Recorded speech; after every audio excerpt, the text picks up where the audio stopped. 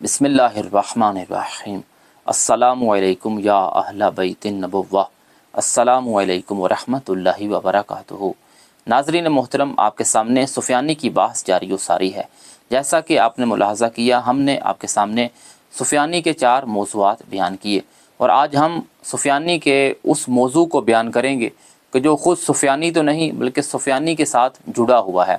यानी क्या मतलब, पहले हमने ये बयान किया कि सुफियानी की शक्ल सूरत क्या है, सुफियानी का दीन व मज़हब क्या है, सुफियानी का शजरा किस कबीले से जाकर मिलता है। लेकिन आज हम ये बयान करेंगे सुफियानी के बाद क्या होगा और सुफियानी से पहले क्या होगा। जैसा कि अहले बैत अलैहिमुस्सलातु वस्सलाम ने हमें हर चीज़ से आगाह फरमाया अपने कलाम नूरानिया के ज़रिए, तो इस लिहाज से, इसी बुनियाद से हमारे पास 2 किस्म की बहस वजूद में आती है कि सुफियानी के खरूज से पहले क्या हालात होंगे, वो माहौल क्या होगा, क्या वाक़यात रूनुमा होंगे। और दूसरी बहस ये है सुफियानी के खरूज के बाद क्या हालात होंगे।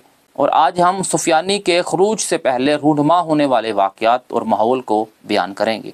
आइए चलते हैं हम अपनी असली बहस की जानिब कि सुफियानी के खरूज से पहले क्या कुछ होगा और अहले बैत अलैहिमुस्सलातु वस्सलाम ने हमारे लिए किस चीज़ को बयान फरमाया है। किताब ग़ैबत नुमानी की रिवायत है और इस रिवायत के रावी हैं जनाब जाबर जोफ़ी। जनाब जाबर जोफ़ी बहुत बाअज़ीम सहाबी हैं, इमाम सादिक़ैन अलैहिमुस्सलातु वस्सलाम के सहाबी हैं, यानी मौला हज़रत बाक़िर के भी सहाबी हैं और हज़रत इमाम सादिक़ अलैहिस्सलातु वस्सलाम के भी सहाबी हैं। और इनका ताल्लुक़ उन असहाब में से है कि जिन्हें आइमा मासूमीन अलैहिमुस्सलातु वस्सलाम ने अपने राज अता किए हैं। जाबर जोफ़ी कहते हैं, सअलतु अबा जाफ़रिन अलैहिस्सलाम अनी सुफियानी, कि मैंने हज़रत इमाम मोहम्मद बाक़िर यानी अल्लाह के इल्म के बाक़िर से सुफियानी के मुतल्लिक़ सवाल किया, मौला ये बताइए कि सुफियानी का खरूज कब होगा। फ़क़ाला अलैहिस्सलाम, तो हज़रत इमाम मोहम्मद बाक़िर अलैहिस्सलातु वस्सलाम बयान फरमाते हैं, व अन्ना लकुम बिस सुफियानी कद खरज क़ब्लहु शैसबानी, कैसे मुमकिन है मैं तुम्हारे लिए सुफियानी के खरूज को बयान करूं जबकि इससे पहले तो एक शैसबानी है उसका खरूज होगा। क्योंकि अगर हम महदवियत की रिवायात का मुताला करते हैं तो हमें ये मिलता है कि सुफियानी का खरूज है जो मौला की अलामात में से एक हतमी और यकीनी और क़तई अलामत है कि इसके बाद हज़रत हुज्जत खुदा इमाम ज़मान अज्जलल्लाहु ताला फ़रजहु शरीफ का ज़हूर होगा।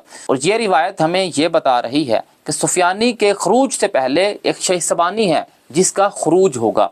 अब देखें, बात किसी और जानिब बढ़ रही है। मौला बाक़िर अलैहिस्सलातु वस्सलाम की हदीस के मुताबिक खरूज सुफियानी शैसबानी के खरूज पर मुतवक्किफ़ है। यानी क्या मतलब, पहले शैसबानी का खरूज होगा तो इसके बाद इस सुफियानी का खरूज होगा। इसका मतलब ये हुआ कि इस हदीस के मुताबिक हमें शैसबानी को समझना होगा। मौला ये शैसबानी खरूज करेगा, ये बताइए कि ये किस सरजमीन से खारिज होगा, ये कहाँ से निकलेगा। जैसे कि आपकी हदीस ने हमें ये बताया कि सुफियानी का खरूज वादी याबिस से होगा, जिससे हम इंशाअल्लाह ताला अपने वक्त पर इसके खरूज को अहले बैत अलैहिमुस्सलातु वस्सलाम के कलाम नूरानिया की रोशनी में बयान करेंगे। तो मौला ये शैसबानी किस इलाके से खारिज होगा, यानी कहाँ से निकलेगा। तो हज़रत इमाम मोहम्मद बाक़िर अलैहिस्सलातु वस्सलाम इरशाद फरमाते हैं, यख़रुजु बिअर्ज़ि कुफ़ान, ये शैसबानी सरज़मीन कुफ़ान से निकलेगा, इसका खरूज सरज़मीन कुफ़ान से है। सरज़मीन कुफ़ान कहते हैं सरज़मीन कूफ़ा को, यानी कूफ़ा को कहते हैं कुफ़ान। कूफ़ा यानी सरज़मीन नजफ़, और सरज़मीन नजफ़ कहाँ है, इराक़ के शहरों में से एक शहर है, इसका ताल्लुक़ इराक़ के साथ है। शैसबानी सरज़मीन नजफ़ से इसका खरूज होगा।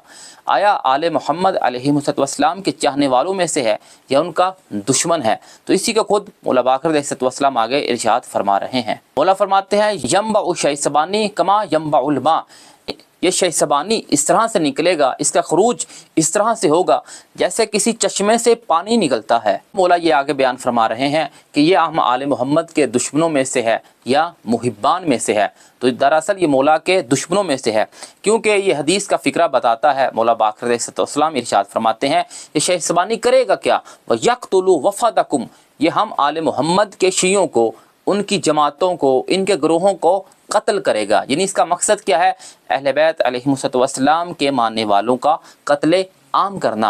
यानी इस तरह से निकलेगा सरज़मीन नजफ़ से, फिर निकल कर करेगा क्या, आले मोहम्मद अलैहिस्सलाम के चाहने वालों का कत्ले आम करेगा।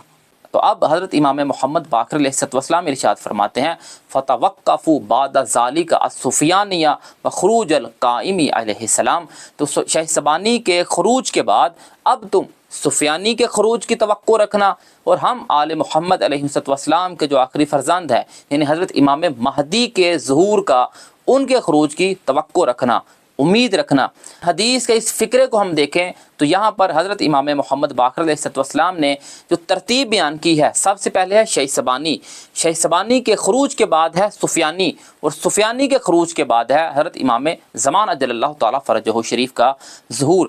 یعنی شیخ سبانی کو بھی سمجھنا بہت ضروری ہے، کون سے واقعات میں رونما ہوگا، کیسے حالات ہوں گے، اور شیخ سبانی خود ہے کیا۔ شیخ سبانی لقب ہے، اسم ہے، وصف ہے، عربی زبان کا لفظ ہے، کس زبان کا لفظ ہے، ہم انشاءاللہ تعالی اسے بعد والی گفتگو میں بیان کریں گے۔